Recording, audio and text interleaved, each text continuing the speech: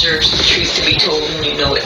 Welcome to Crime Fix. I'm Anjanette Levy. This is a really disturbing case. Last June, Jesse Stone, he was a 14-year-old boy in Reddick, Florida, who was living with his grandparents and going to summer school. Now he's likely going to prison for a very long time. Body camera footage from the early morning hours of June 9th, 2024, shows Marion County Sheriff's deputies at a 91-year-old woman's home after she'd called to say she'd been sexually assaulted. Okay, I'm up here in Reddick.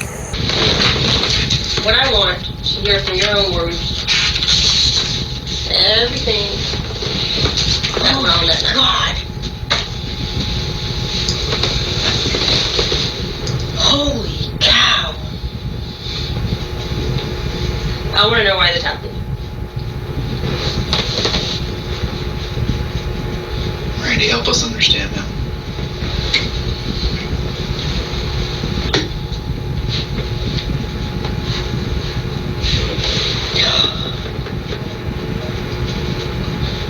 Hey, John, it's across the street. Look at her. Look at her. Look at her face. That's me.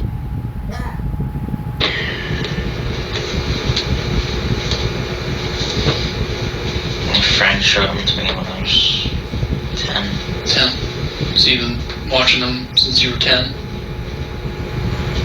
Off and on, yeah. Okay. How often do you think you were watching them before you got put on restriction? Once or twice a week. Okay. And what kind of stuff were you watching? Looking at pictures? Were you watching videos? A mix of both. Mix of both? Okay. And what site do you normally use? The XNXX. XNXX. And that's all it's called? You just put that into Google, XNXX? Yeah, that's the website my friend showed me. Okay. Jesse Stone pleaded guilty to the charges back in December. He'll be sentenced next month. He is now 15 years old. Hello and welcome to Psychology Eats, the backup page. On this page, I will give my therapist's point of view on trending stories and topics. I am a mental health clinician and educator. Let's take a deep dive and please leave a comment, subscribe, and like the video. Hello, everyone. In this episode, I will be looking at this case of the 14-year-old young man, boy, teenager, who was arrested and convicted of sexually assaulting his 91-year-old neighbor. And so when we look at a case like this, what usually happens is there is, of course, the criminal case where the police, detectives try to figure out who did it.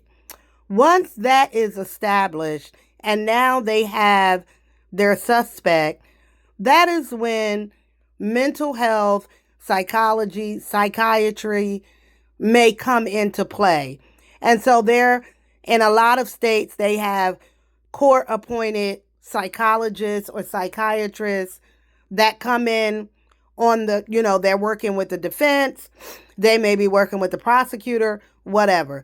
So when we look at a case like this, in most cases, there's going to be a psychiatric evaluation. Now, let me be clear. I've never met this kid.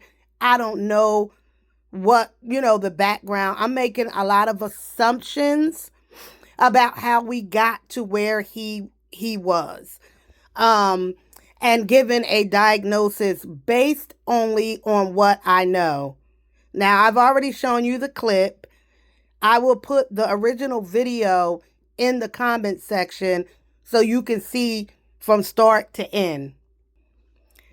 And so what we know, and so as a mental health clinician, as I'm watching the story, there's parts of what they're telling us that is like a red flag, right? So the kid lived with his grandparents. So that's the number one red flag. Where are his parents? What happened? Why has he been separated from them? So, whenever a mental health clinician or professional, the background of the suspect, the criminal, is important. It's not important so that you can make excuses as to why he did it, but it's important to understand what happened. Like, how did we get to that point where you are in this lady's house, a lady that was kind to you, someone that trusted you on some levels, and you go into her house and assault her like that? So the first red flag I would say would be, why is he being raised by his grandparents? Where are his parents? Right? That's the question. Then, during the interview, his grandma admitted that, he was a liar. Right? He was already telling lies. Another red flag. What is that about? How bad were his lies? What else was going on? What was going on with him in school, right? Then grandma talked about, she had to punish him for various reasons. And then when the police officer was doing his investigation, and he started questioning him about pornography. And he found out, and I guess what it sounds like, the police had already looked like through his history on his phone and computer. So the police already knew that he was watching quite a bit of pornography, or he was watching pornography, which isn't abnormal for an adolescent boy or girl to watch pornography. The reason it's so important to understand the mindset of a kid like him is for me as a clinician, is to gain some understanding of what led to that, and also prevention from this happening to another kid. Like, if we can look at his life and say, okay, so we know that separation from birth parents causes trauma. How can we work with a child who is experiencing that? Even if they are with a loving grandparent, foster parent, auntie, uncle, is there something that we can do to help them understand, cope through a situation like that? I'm not saying that's the only reason why this happened, but it's a factor. It is a factor. Okay, the lying. If you have a child who is a chronic liar, should you be concerned about that? I would say, as a mental health professional, yes. Especially if you can't get them to tell you the truth.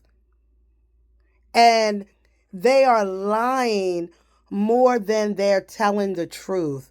You might have a problem. You have a problem. Something is going on with that kid where lying to them feels like telling the truth.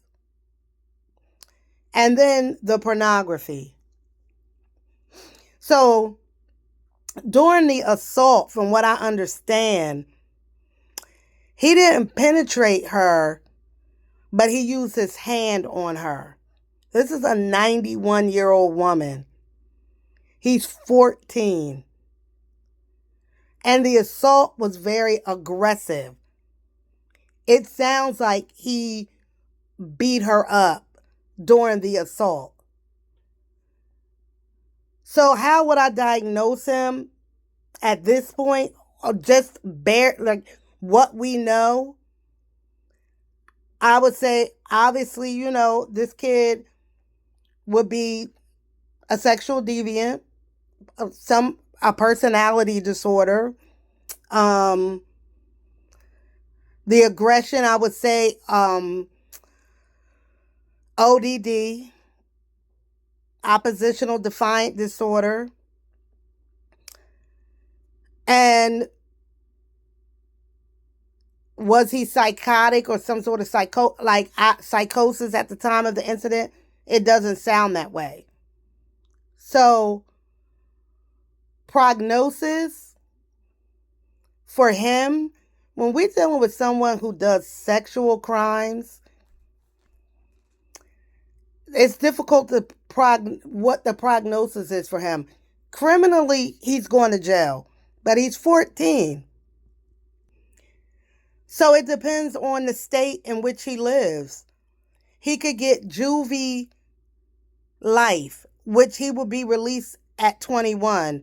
And from 14 to 18, he would most likely be in placements for sexual deviance as a teenager. And in those placements, he would get treatment. And then at 21, he would be released, depending on the state he lives in. If he got juvie life. If he got adult charged, then he might go at 18, he goes to adult prison and maybe be there for 10 years. And during that time, he's not going to, in most cases, he's not going to get treatment. In most cases, he's probably going to end up being a victim himself of sexual assault. And so now he's got more trauma on top of whatever other childhood trauma he has. So,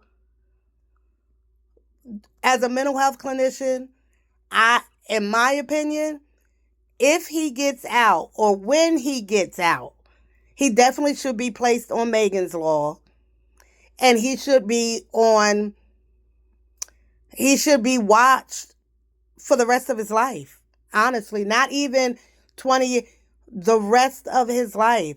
And there are different levels to Megan's Law. And so when he comes out, the highest level, obviously. And if he shows that he's not done anything, then, as he ages, they'll see what happens. But where he is today, he's a danger to society. He is a danger to society.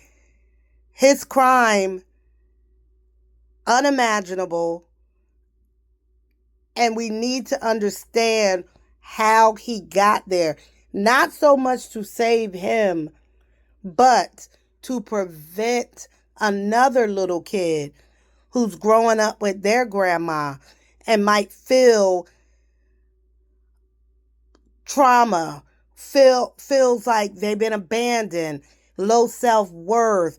Like, how can we help that little kid so that they don't end up like that? So comment down below. Let me know what you think of the video. Thanks, guys.